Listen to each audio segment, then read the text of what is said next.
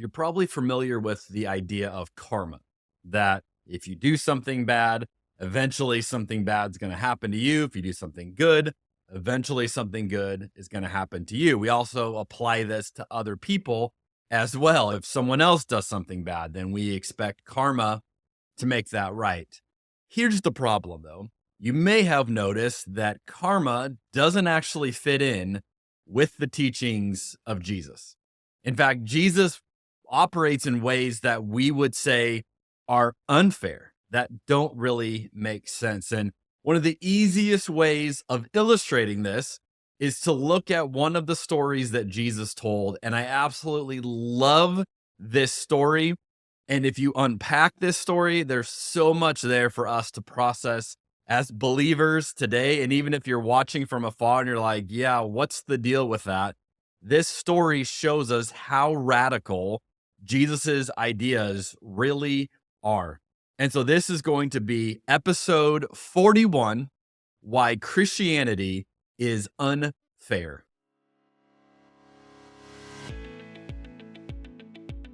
I've never shared this with anybody publicly. There's so many things happening in this conversation right now. 1,000 years from now, people are going to be looking at this podcast saying, so this was the breakthrough. If this was SportsCenter, that would be like such a hot take. Skip Bayless would have no idea. Stephen A. Smith would have no idea what to say if you drop that down.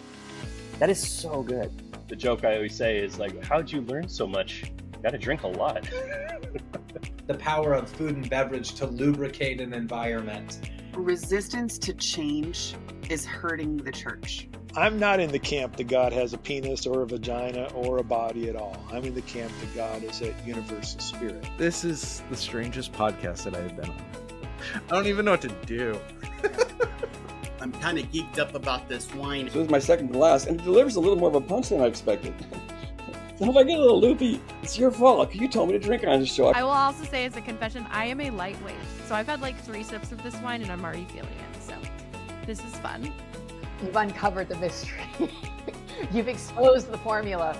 You've just duct taped together a number of things that aren't normally hanging out together, and I'm here for it. We're going to sit down at a table, we're going to have a glass of wine and some food, and we're going to talk about the beauty of Jesus. Thank you for the hospitality that this particular podcast provides folks like myself, and I know others, to be curious around their faith practices. I really appreciate this venue, what you're doing. It is fun, and yet you dig into the deep stuff. I've heard about your podcast for a long time, and I love that you're a pastor and that you explore the world of faith through wine. That's very unique. I will never forget the first time I bought a bottle of wine by myself, which was yesterday. If you're familiar with drunk history, I thought it's like drunk theology. So I got a little spicy there. It's the peach wine. By the way, drinking this Pinot Grigio at 3 o'clock in the afternoon is making me even more direct in my communication than I normally would be. I know why you have your guests drink wine. It makes sense now. Yeah, I get it. A little bit of liquid courage to really unleash the beast. I want to begin with what I'm drinking today. In this episode, I am drinking a red blend from Portugal. This is a 2019. It's called Destino from Fifth Empire. This is actually a very nice blend. Some of the main grapes in it are Touriga Nacional, and that's a big boy grape. I mean, that's a grape that usually can, knock you down a bit. And as I poured this, I noticed the color in the glass was super dark, super rich. And so I was a little hesitant. I often compare these wines to whether or not they need a good steak or something to go with it. I'm not eating a meal here. So I was a little nervous that maybe I went aggressive on this. But the blend that this has, which is 4 different grapes in total, actually really rounds this off. And that's why I often love blends. Some people don't love blends. I personally do, because they're creating a little bit of a mix of the strengths of one grape, and where maybe that grape can be a little overpowering, they're going to balance that out with a different grape. And this one to me is drinking really nice. I'm getting plum and blueberry notes and not overpowering. It's actually really enjoyable. So that's what I'm drinking. If you are not driving while you enjoy this episode and you are able to enjoy a glass with me, cheers to you. And cheers to another episode of Cabernet and Pray. Today, we're going to explore a story in Matthew chapter 20. So if you want to pause this right now, if you want to get your Bible out, you want to read along for yourself, that's totally cool. Otherwise, I'm going to read this story for us. But this is a radical story. It's a story that if you hear it in church, we often make it kind of cute and like, oh, look at Jesus doing. But I want to suggest that the implications of this story are far reaching. And we're going to realize Jesus doesn't operate on karma. Even more than that, Jesus operates in a world that is blatantly not fair and doesn't work out the way we may envision. What are we to do with a God like that? What are we supposed to do as we follow Jesus today? Well, here's what we find in Matthew chapter 20, beginning in verse 1. Jesus says, "For the kingdom of heaven is like the landowner who went out early one morning to hire workers for his vineyard." Gotta love a story about a vineyard, Cabernet and pray. "He agreed to pay the normal daily wage, and he sent them out to work. At 9 o'clock in the morning, he was passing through the marketplace, and he saw some people standing around doing nothing. So he hired them, telling them he would pay them whatever was right at the end of the day." Notice that phrase, whatever is right. So they went to work in the vineyard. At noon and again at 3 o'clock, he did the same thing. At 5 o'clock that afternoon, he was in town again and saw some more people standing around. And he asked them, "Why haven't you been working today?" They replied, "Because no one hired us." The landowner told them, "Then go out and join the others in my vineyard." So we've got a story of a vineyard, and the owner is looking for people to work on the vineyard. What a perfect setting to enjoy a glass of wine on this episode of Cabernet and Pray. Now let's break this down a little bit. What are we looking at here? Well, this story takes place throughout a 12-hour workday. And notice there are 5 different shifts of people who are beginning work throughout this 12-hour workday. The shifts are 6 a.m. is the first one, 9 a.m., noon, 3 p.m., and 5 p.m. And then it ends at 6. So that means the earliest workers that get there at 6 a.m., they're there for 12 hours that day. And the latest workers are going to be there for an hour or less, maybe, right? So we're just kind of playing with the details in the story, but this is a made-up story, so who knows? Now, just a quick question for us to connect with this story and to make this more real. I want you to think about how many of you who are watching or listening to this episode would say that you have a job that you work 12 hours a day. Now, maybe a few of you would say, yeah, you work like 4 days a week and that's your schedule. Or maybe you have a couple days in a row where you work longer shifts. But most people don't work that long in a typical day. That's a very long day of 12 hours would be probably longer than what we would say is average. But how many of you on the other side would say you work less than an hour a day or just 1 hour a day? Now, again, that would be an extreme on the low side. Most people will say, no, I don't work 1 hour. I work more than that. So what we have here is 2 different extremes, and we have an extreme low and extreme high. And this is to show that all the workers are included in this illustration. So no matter where you would put yourself, no matter how many hours you are included in this story, it is a story for all people, all workers, no matter where you're at in this workday. Now, verse 8 says it like this. That evening, he told the foreman to call the workers in and pay them, and this is where it starts to get dicey, beginning with the last workers first. These are the guys that got recruited at 5 p.m. in the evening. So when those who were hired at 5 o'clock were paid, each received a full day's wage. What? This is the first part of Jesus' story where the original audience listening would have been going, wait, what? They've been leaning in a little bit going, okay, that's a plot twist right there. We didn't see that coming. The owner of this vineyard is paying a full day's wage to these people who only started working at 5 p.m. The last hired are the first paid, and they're paid an entire day's wage for an hour.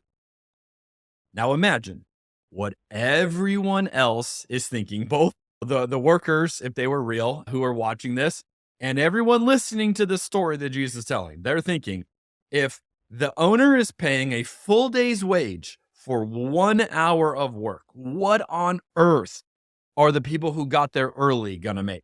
I mean, these guys are going to be rolling in money. They are going to be so extravagantly paid. This is going to be incredible because remember, the owner promised to pay everyone what is right.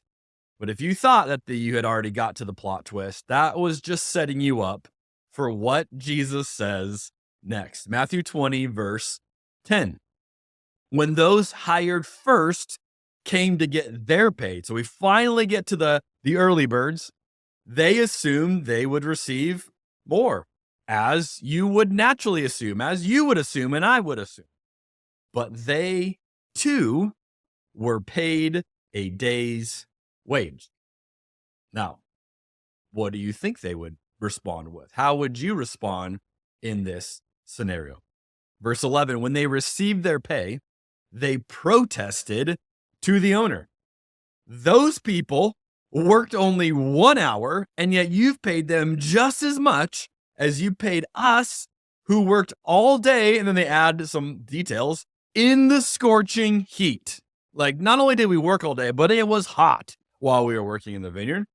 And the owner answered one of them, friend, I haven't been unfair. Didn't you agree to work all day for the usual wage? Take your money and go. I wanted to pay this last worker the same as you. Is it against the law for me to do what I want with my money? Now let's ask the question here. Let's wrestle with this. Is this fair or not?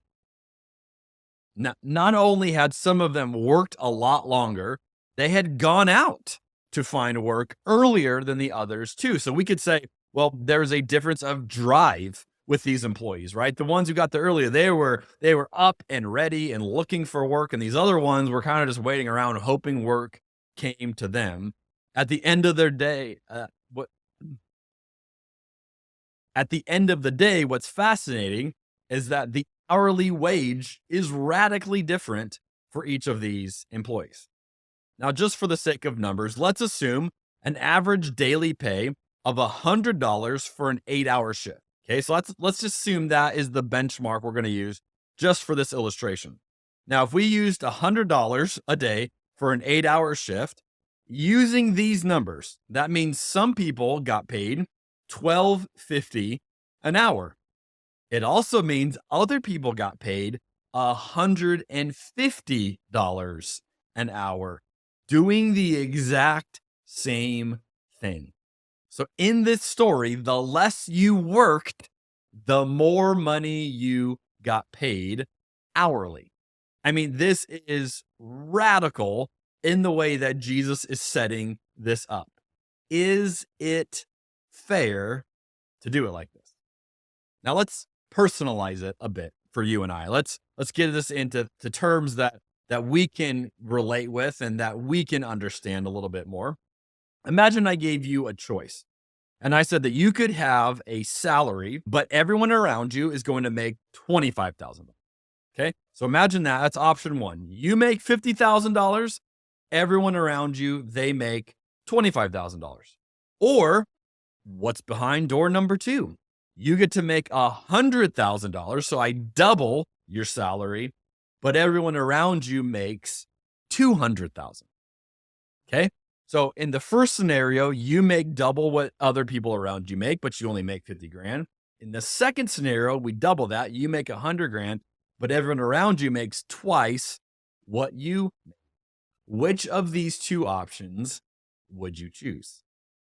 Now, logically, we should choose option two. Why? Because you have twice as much money in option two. But if you're honest with yourself, or if you've had enough wine to get past that honesty, you start to realize, you know what? I don't think that I would choose that. Or maybe at least you can acknowledge you have some reservations about choosing the second one because you don't want everyone around you to have twice as much as what you have, to make twice as much as what you make. That would feel like a loss, even though objectively you would have to acknowledge that's twice what you would have in the first scenario. You see, if we're honest, we're bothered by Jesus' logic too, because we have some bizarre ways of figuring out what we think is fair. We want so badly to believe that karma is fair, that something is going to settle all accounts. The problem is we can't all agree on what is fair. And even in this scenario, we wouldn't all be able to agree on what is the right scenario to choose.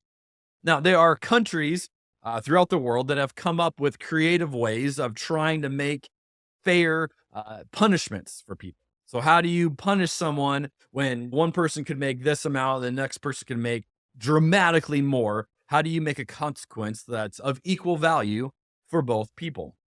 There are countries like Finland that have determined one speed for a fine, a speeding ticket, that is based on your salary. So not based on how fast you are going or some just flat rate amount, but in accordance with how much money you make. So the more you earn, the higher your fine will be. Now, this has led to some truly notable speeding tickets, as you may imagine.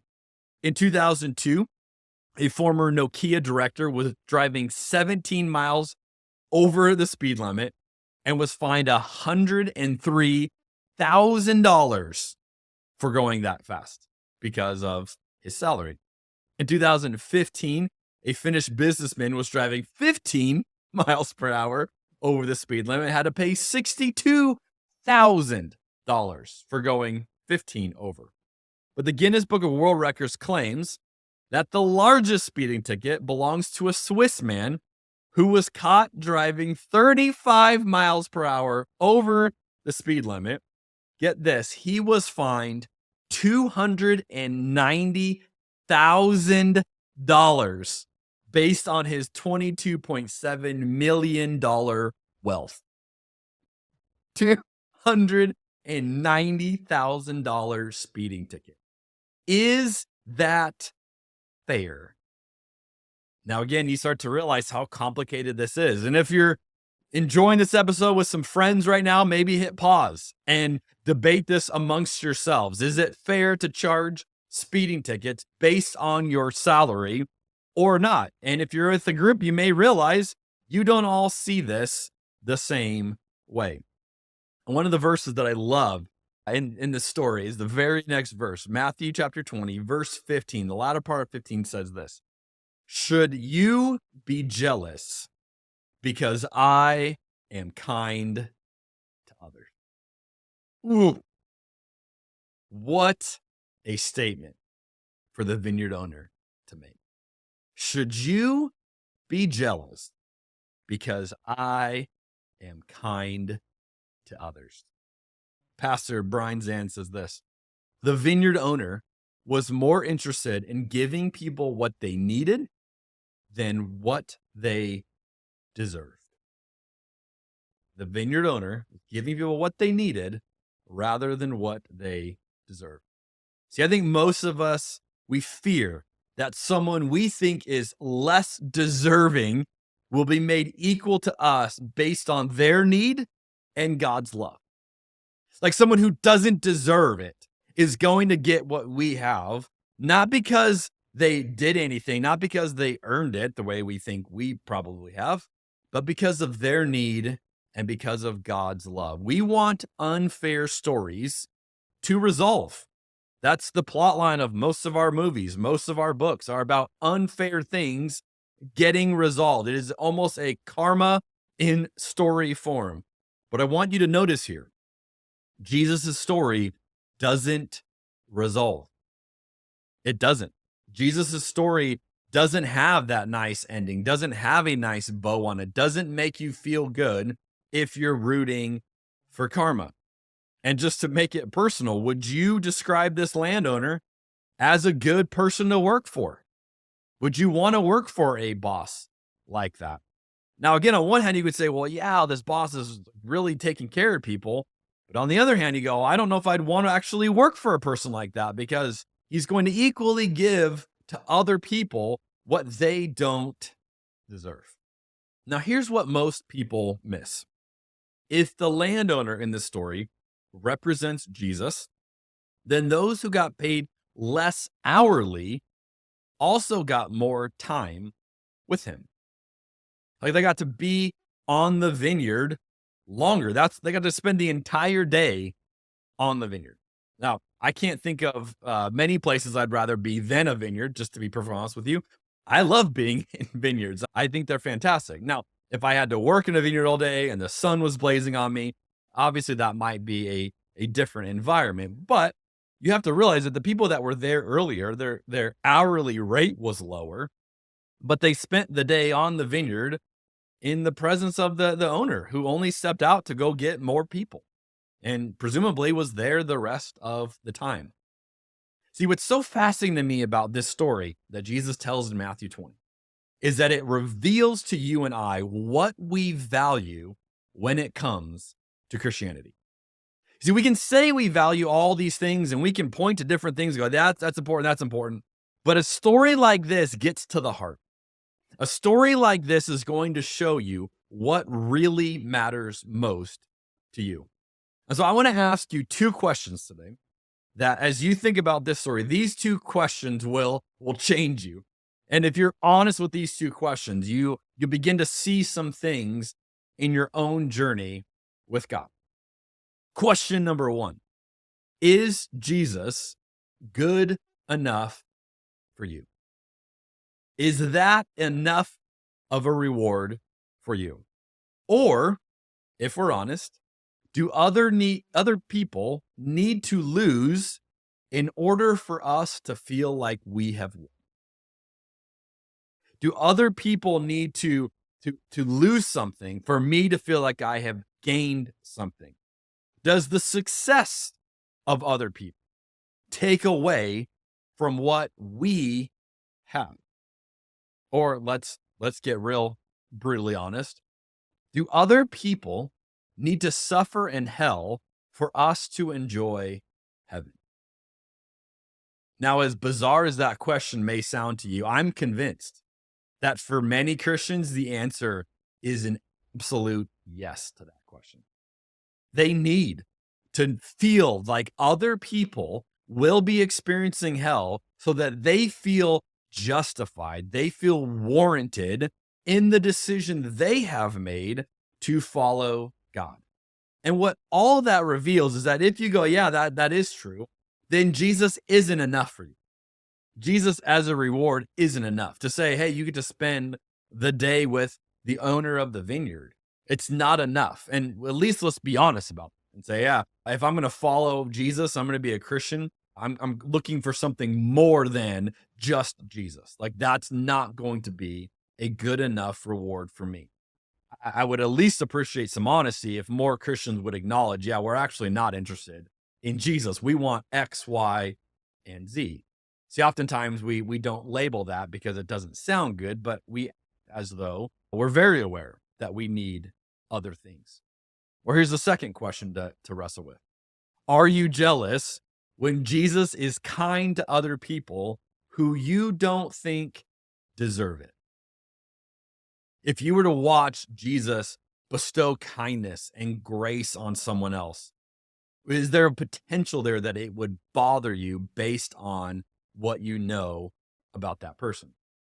You see, we assume God is kind to us because we deserve it, right? Well, yeah, the reason why I have experienced the grace I have is because I'm like pretty good. I'm a pretty good person. But what about those people? Now, you know exactly who I'm talking about, and each one of us has probably a different grouping of those people. And you have someone coming to your mind when I say those people. You know exactly what I'm talking about. What happens if God were to be kind to those people that you don't like, that agitate you, that bother you, those people that you think, man, I can't wait for them to get what's coming to them. I can't wait for the consequences of their decisions. I can't wait for them to reap what they have sowed. What happens if Jesus was to be kind to those people? How would you react to that? Anne Lamott says this: you can safely assume that you've created God in your own image when it turns out that God hates all the same people that you. Right? We love to think, oh, God doesn't like them either. God's pretty annoyed with them too, because I am. And in reality, if we understand the story Jesus is telling in Matthew 20, no, I don't think God is as bothered by those people as you and I am. That's an issue for you and I to work through. What we find in a God that looks like Jesus is a God of kindness, of compassion, of grace, a God who gives people what they haven't earned. And we go, yeah, well, that's not fair. And what do we do with a God like that? I remember when I was in junior high, I made my very first convert ever. And we'll just call him Teddy for the sake of this story. And I remember being so proud. I had led someone to the Lord. This person was not a Christian. And then because of my interaction with them, they were a Christian. And at that point in my Christianity, I felt like this is what you're supposed to do. You're supposed to bring people to Jesus and convert them, turn them into a Christian. And I was very proud that the first person that I had ever had brought to Jesus had worked out. And this was like a huge deal for me. Teddy had become a believer. Well, just because Teddy had become a believer didn't mean that Teddy actually fully changed the decisions and the choices that he made. And Teddy was always getting in trouble and had just a knack for it. And I just remember this moment when he got detention one day in junior high. And I said after school, hey, I'll wait up for you. And I don't remember all the details, but I'll meet up with you afterward and we'll touch base after your detention's over. And so I remember what he had done. He probably fought someone or done something. He was often getting into fights. But after this, we meet up and you've got this person who's like the baby believer, does believe it, but still is very rough around the edges, hasn't had a ton of time to figure out what it might mean to follow Jesus. And I'll never forget, he came out of detention and he was so proud. Like he was beaming and he had like this bizarre smile on his face. I remember asking him like, dude, what just happened in there? And he's like, oh man, I wrote a verse out. I said, really? And he's like, yeah. He's like, that verse that you guys are always talking about, I wrote that verse out so that someone in detention would read that verse and then they would experience Jesus. And I actually thought that's kind of brilliant in like a bizarrely poetic way to bring other people who maybe going through a hard time in detention, bring them to know Jesus. So I was like, what verse like are you talking about? And he goes, well, the big one, John 3:17. I said, no, you mean John 3:16. He's like, no, John 3:17. I was like, oh, Teddy, no, you wrote the wrong verse down. Like John 3:16 is the one you're thinking of, for God so loved the world. And he's like, yeah, that one. I'm like, that's not 17. That's John 3:16. He's like, oh. He's like, well, what does John 3:17 say? I'm like, well, you wrote that heading on the wall. Let's find out what you just told people. Well, in case you want to know, I think John 3:17 is probably an even better verse to put on the wall of a detention. It says, God sent his son into the world, not to judge the world, but to save the world through him.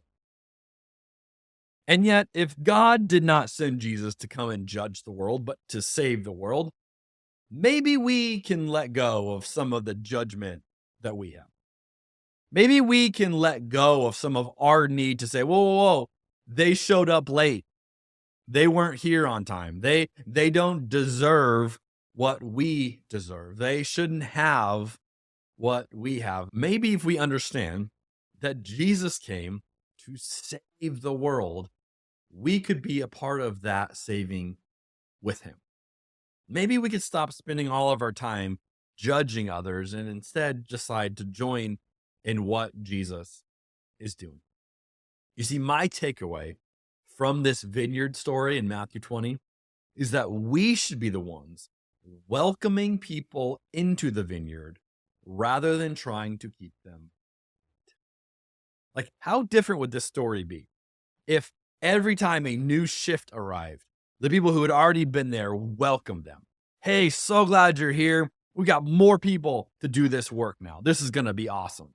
What if there was a joy, a celebration every time a new shift showed up? Yes, look, we got more people now. This is awesome. What if we just celebrated rather than thinking, wait a minute. I have been here longer. I have been here before you. You see, as you might have imagined, this story isn't actually about whether you and I are going to go work in a vineyard and what our hourly rate might be. This story is about you and I welcoming others into what God is doing. And it's a question for us if we're going to be the kind of people constantly welcoming people. It doesn't matter where you've been. It doesn't matter how long you've been. We're going to welcome you in. We are so glad that you're here now. Or we can be the kind of people that say, yeah, I don't think so. Not for you, not for those people. And we can actually work against what Jesus is doing. I'll close with something that a Polish-American poet said, and can't even pronounce his first name. Last name is Milos, or something to that effect. He says this: I knew always that I would be a worker in the vineyard, as are all men and women living at the same time, whether they are aware of it or not. See, friends, the vineyard is big and it's got life, and Jesus is inviting and bringing more and more people. And you and I get to decide to work against that, to constantly point out how unfair it is that more people keep showing up, or we can join in what the owner of the vineyard is doing, what Jesus is doing, and we can be on the front line to celebrate the work that God is up. Let's be those people. I'll see you on the next episode of Cabernet and Pray.